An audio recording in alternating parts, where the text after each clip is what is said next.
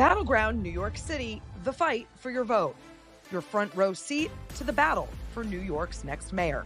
It's the old guard clinging to power, chasing a candidate they never saw coming. Every night, our experts break it down. What New Yorkers want above all else is authenticity. We're listening to the people who matter most, you, the voters. And when the candidates sit across from us, nothing's off the table. What's your plan to make New York City feel like a safer city? S.E. Cup, that's your perception. Of course, there's a lot of crime. So what's happening right now? Let's dive in. Welcome to Battleground, NYC, the fight for your vote. It is Thursday, September 18th, and we are just 47 days away from this all-important New York City mayoral race. The candidates are forging ahead. There's developments every day, and we've got it all covered for you right here. Later in today's show, we'll talk with the head of a new Super PAC that is supporting frontrunner Zohran Mamdani. But as always, first, let's get the latest news from the campaign trail. Joining me now is Katie Honan, reporter for The City and host of the FAQ NYC podcast. Katie, welcome back. Thanks for having me on. Sure. I want to start with a story from The City out yesterday that you worked on, which covered the annual mayor's management report. This is important in this race because it not only catalogs the job that incumbent candidate Eric Adams has done running the city, but tells the other candidates where things are should they get elected. So tell us what you learned from that report.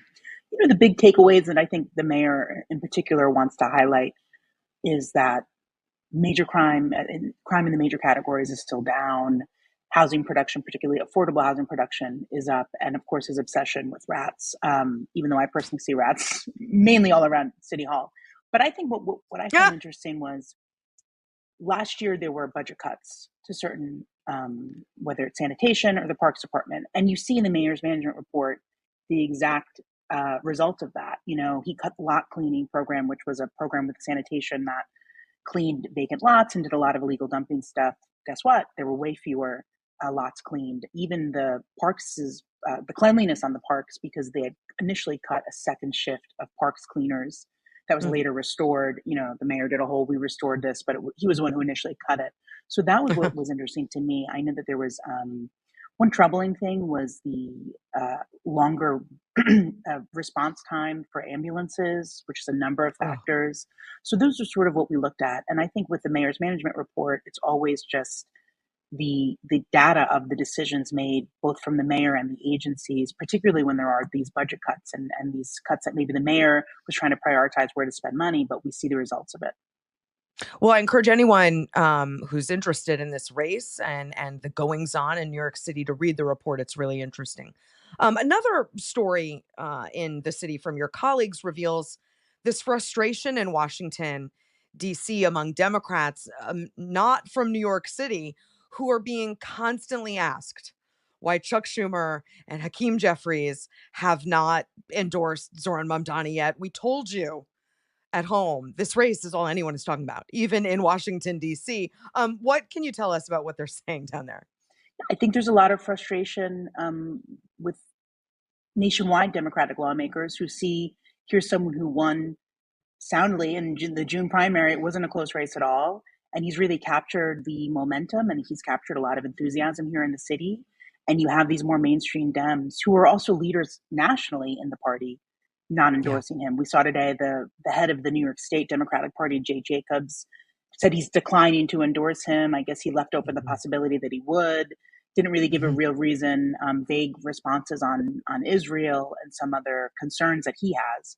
But I think this is happening in New York City, but it shows what's happening with the Democratic Party and why they can come off in some ways so feckless when it comes to major issues going on and issues that are concerning to whether they're New Yorkers or other people here in the United States. Like, if this is how you respond to the winner of the Democratic primary in the nation's largest city, maybe you should be going stronger against President Trump and some of the things that he's been initiating. So I think it's this larger frustration from these people who are leaders nationwide, but happen to represent parts of New York City.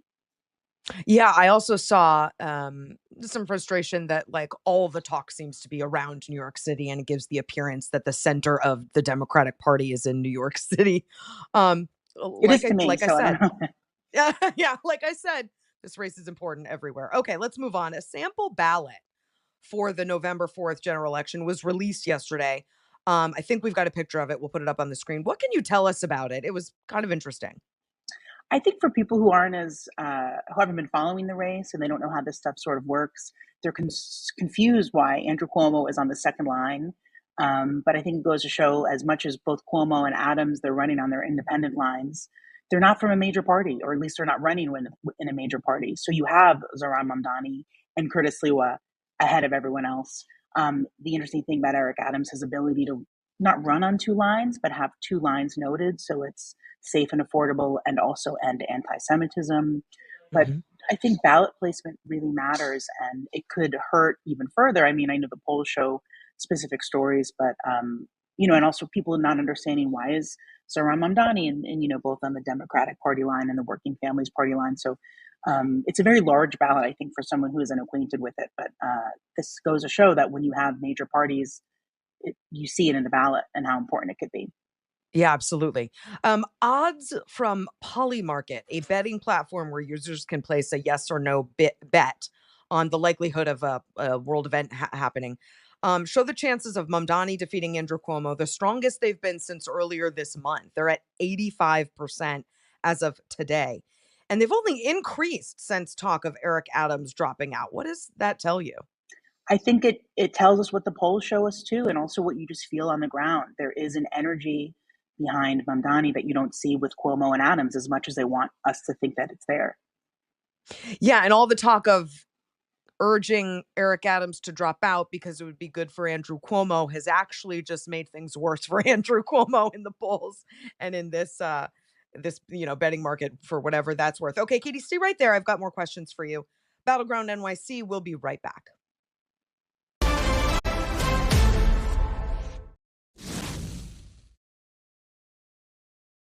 And we're back with Battleground NYC, the fight for your vote. Let's get to more headlines. Back with me is Katie Honan, reporter for the city and host of the FAQ NYC podcast. Katie, yesterday, Eric Adams announced a call for a ban on horse-drawn carriages in Central Park. Now, for folks who don't know, this is a long-standing issue in New York City. I'm sure many viewers remember actor Liam Neeson standing up for horse-drawn carriages a few years ago. That's in part because the business is largely employed by Irish workers.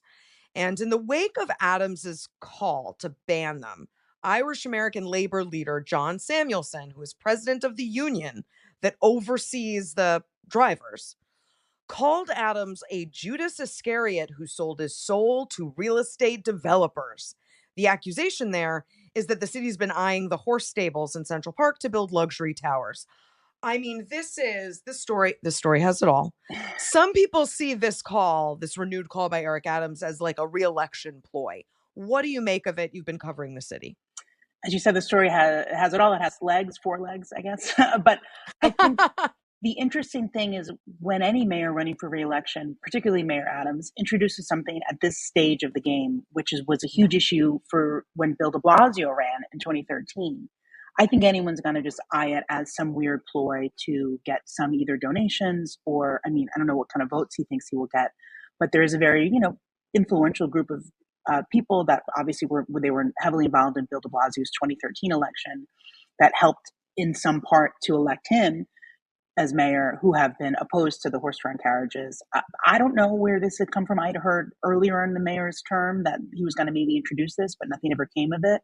But again, I think anything introduced, in mid-September, when the poly market says after November, early November, it won't be anything for you, I think it's going to be seen as some sort of ploy or at least some way to curry favor with some people. It's curious timing, yeah. Okay, sticking with Adams, according to the New York Post, he went on what they're calling a bizarre rant about Zohran Mamdani and the DSA yesterday. What did he say? For the last few days, he said that the supporters are nasty and they're really mean to him. But yesterday, and then again today, he seemingly out of nowhere just started talking about gender neutral bathrooms or people using bathrooms, students in schools using the bathrooms that they feel most comfortable with. He said having little boys and little girls share a bathroom, he won't stand for it and he won't succumb to it, was his quote. He doubled down on that this morning. Again, I don't know where this came from, but it's in line with the mayor's rightward shift, his continued rightward shift in taking on, I don't know what that has to do with the race or even the large concerns for most New Yorkers in the city's public schools. There's even here at City Hall, you use the bathroom that you feel most comfortable with. And I also think in some pre-K and kindergarten classes, there are boys and girls use the same bathroom. I don't know when the last time he spent time in a school was, at least for continued a lot of time, but I don't know where this came from, but I think we're going to see more and more weird things coming out of Mayor Eric Adams's mouth between now and the election, because he's really grasping at sort of the smallest straws possible. Kitchen sink. We call it the kitchen Exactly. sink theory. Yeah. Let's talk Cuomo. He held a press conference yesterday evening after his meeting with the Chamber of Commerce. What did he say about the meeting? He's feeling very positive about, especially where business leaders feel about him. But then in addition, his views on Zohran Mamdani's ideas, he's called his ideas for affordability, which is a huge issue in the city, a gimmick. And I think, he's gained a little bit more support than, say, Mayor Eric Adams in trying to defeat Zohran Mamdani, who is at this point just the clear front runner. And he's always had a lot of business support. So I think where you might have concern from business leaders about some of Mamdani's proposed policies, Andrew Cuomo thinks that they'll be on his side. But I will point out that, even a real estate leader today, the head of Rebney, said that he's had conversations with Mamdani and they've been pleasant. So I don't think it's all doom and gloom for them. Interesting. Okay, lastly, a Texas man was arrested yesterday for making threats against Zohran Mamdani. What can you tell us about that? Yeah, this man a few months ago left voice messages for Mamdani threatening his life. They were Islamophobic. So I think the arrest is probably encouraging to Mamdani and his family and his team, but it goes to show that we do have a really scary political climate right now on both sides. And the threats to him, someone who is so strong in his ideals, I think, unfortunately, it might get worse. Oh, yeah, you said it. Katie, thanks so much for being here. We really appreciate you. Thanks so much. And up next, there's a new Super PAC in town. More on that in a minute. We'll be right back with more Battleground NYC, the fight for your vote, after this.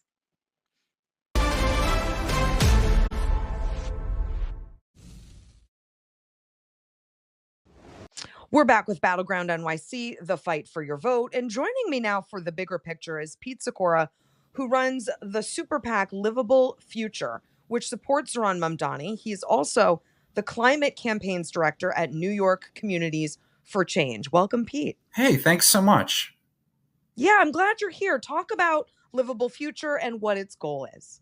Well, we want to elect Zohran Mamdani, mayor of New York, because we want to reduce pollution and save people money. And that's what he's running to do, to make New York a more affordable place. So that's our number one goal. And of course, we want to show that those issues really matter so that the city takes action. And how are you fundraising for this PAC?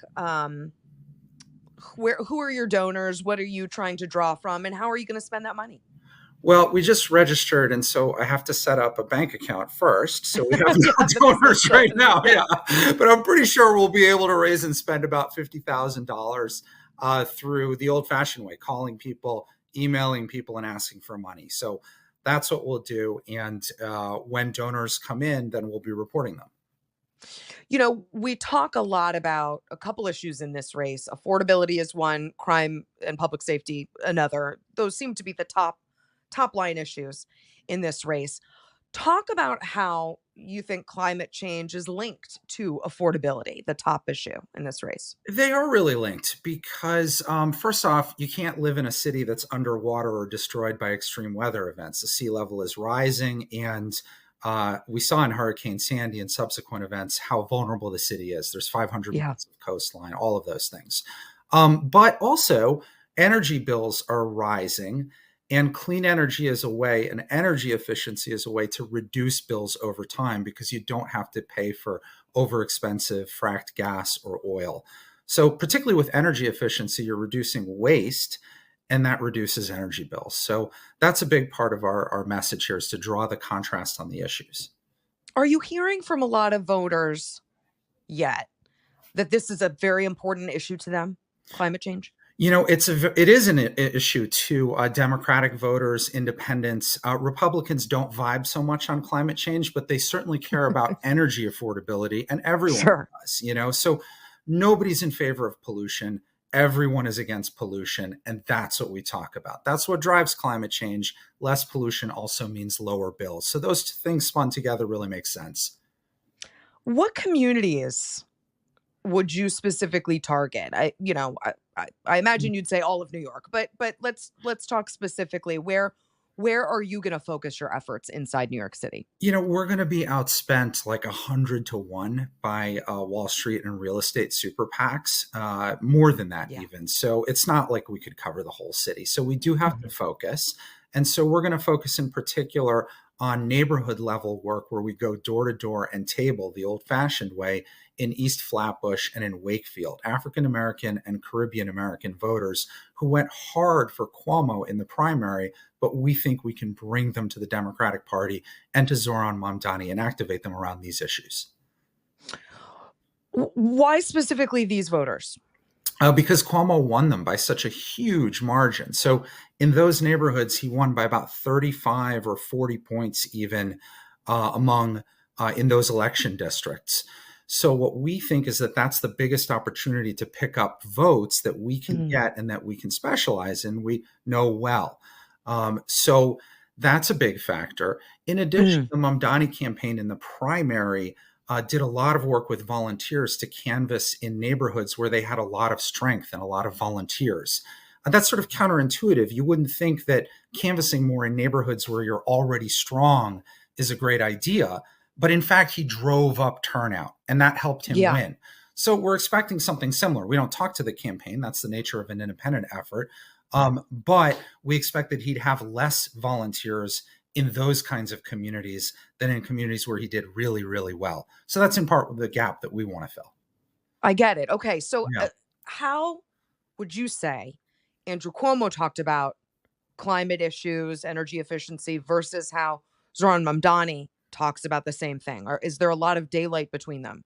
Well, the record is very, very clear. Andrew Cuomo, as governor, tried to override New York City's landmark climate and jobs and energy affordability law, which is called Local Law 97. It requires higher levels of energy efficiency in large buildings, which reduces bills, and energy efficiency projects create jobs. He tried to override it as governor. Mamdani, as an assembly person, defended it and helped prevent the governor from overriding it at an important hearing on the issue. So that's just one example of the actual substantive difference. Yeah, there's a big difference here. So they're literally at odds with each other on this issue. Oh, very much so. And Cuomo is bankrolled by the top polluters for New York City, which is the real estate lobby. 70% of the pollution from New York City comes from energy use in buildings. That's who bankrolls Andrew Cuomo. And he's told them and their supporters that he's open to rolling back that law. That's in the press. So that's very easy to point to and explain. What about Eric Adams, the incumbent mayor? What's his record been like? Eric Adams, I don't think is much of a factor in this race, to be blunt. He's polling very poorly. He's widely hated.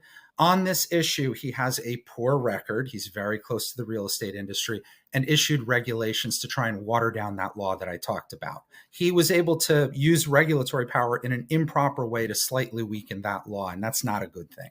What about young people? I know this issue of climate change is very important to young people. Do you plan to mobilize to get those voters?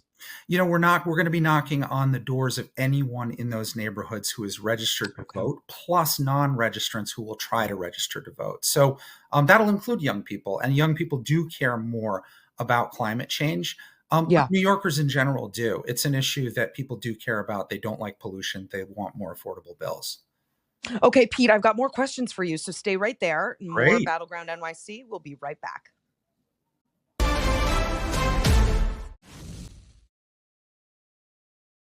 We're back with Battleground NYC, the fight for your vote one more time with Pete Sikora, who runs the Super PAC Livable Future, which is supporting Zohran Mamdani. Pete, you're also with New York Communities for Change, and help me explain this. You're against super PACs, but now you're running a super PAC. Is that right? Right, totally. Well, I'm an environmentalist who hands out a lot of flyers, and I don't like to waste paper, but I do hand out a lot of flyers, right? So, it's in the service of an objective. So I mentioned before, we're going to be hugely outspent by Wall Street and real estate. And that's, in large part because of the Citizens United decision, which we strongly disagree with, which allows essentially unlimited money in politics as long as you're not coordinating. That's a super PAC. Yeah. And so we formed a super PAC because we feel like we have to compete. And even though we can't spend nearly as much, we do want to use the tools that are available to us. And that includes this. Yeah. Okay. We, like I said, we haven't heard a lot about climate change and energy bill reduction and pollution in this race. I mentioned the issues we're hearing the most about are affordability and crime and public safety. You've done the job of tying climate change to affordability, I understand, but why do you think when we talk to most voters, this isn't their top of mind issue? Well, I mean, I think that climate change is a long run problem in people's minds. The media, no disrespect to you, does not do a great job of alerting people to the fact that there is a huge crisis bearing down on us. People actually But are we ahead almost of never talk where. about it. Why would we talk about it when we can talk about the thing Trump just said? Oh, yeah, that's right. I mean, it's the nature of the beast. You're talking about the hot thing. That makes perfect sense. But the truth is, it's Yeah. a gigantic challenge. And so Yeah. there should be a lot more coverage relative to the importance of the issue. But then also, there's organizers like me that have to make it an issue. So we try to organize people and educate people. But there is a baseline understanding out there of the issue. People are not in favor of climate change. They know it's a problem. Yes, Yeah. there's 20% of the population that disagrees with that proposition, but 80% supports it. And that's who we're talking to. And that's how you win elections. So is there a hope that if voters elect Zohran Mamdani, that you'll get a lot of new clean energy, anti-pollution, climate change laws on the books? Is that the hope? Yeah, we want to drive down utility bills and energy costs, create jobs, and cut pollution to fight climate change. And so implementing the law I talked about, Local Law 97, our big climate and jobs law, it covers large buildings. And so we want that law fully implemented and enforced. And if Andrew Cuomo is elected, he's going to gut that law.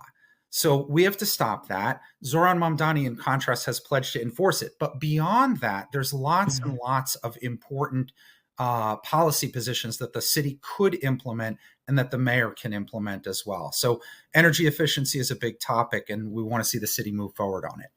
Well, tell me about some of those things that the city can implement.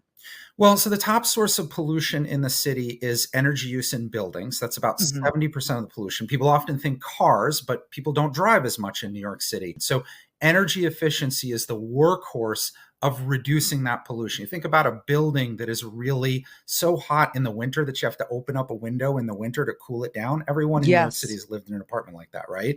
So that's like money out the window, and it's huge waste, and it's pollution for no reason. So what we want is policies that will drive down that pollution through energy efficiency, both in large buildings and in small buildings. There's 1 million buildings in this city. Local Law 97 covers the 50,000 largest. We want to find cost-conscious, intelligent ways to cover the rest. Okay. I know I just made fun of the fact that we prefer to talk about Trump rather than issues like this, but let's talk about Trump. Oh, yeah. The Trump administration is targeting climate policies. Yeah. As you know, shutting down wind farms, ending clean energy tax credits. It's especially impacting states on the East Coast, like New York. What should the mayoral candidates be saying about this? I don't hear them really talking about what's going on. I'm trying to keep it light, on some of these very heavy topics. But the truth is that a lot of us are really scared because the president is threatening retribution against political opponents and political organizations like the one that I'm with. We're not doing anything illegal. We're not doing anything unethical. Far from it, quite the opposite. And he is indeed against climate action and opposing things like solar and wind energy. Energy use is rising. And if we want to see electricity bills spiral upwards, the best way to do that is to prevent new renewable energy from being constructed. That's the best way to keep electricity bills down. Donald Trump is going to raise electricity bills, and that will only benefit the billionaires. Yeah, I think the way you're talking about climate change as it relates to things that people can really understand, like their own personal cost of energy, is a really smart way to do it. This really is something people can wrap their arms around instead of, hearing about some big Yeah. nebulous problem that they can't solve. So I appreciate you coming on, Pete, and having this conversation with me. Thanks a Thanks lot. so much. Have a great day. And more Battleground NYC, the fight for your vote. We'll be back tomorrow.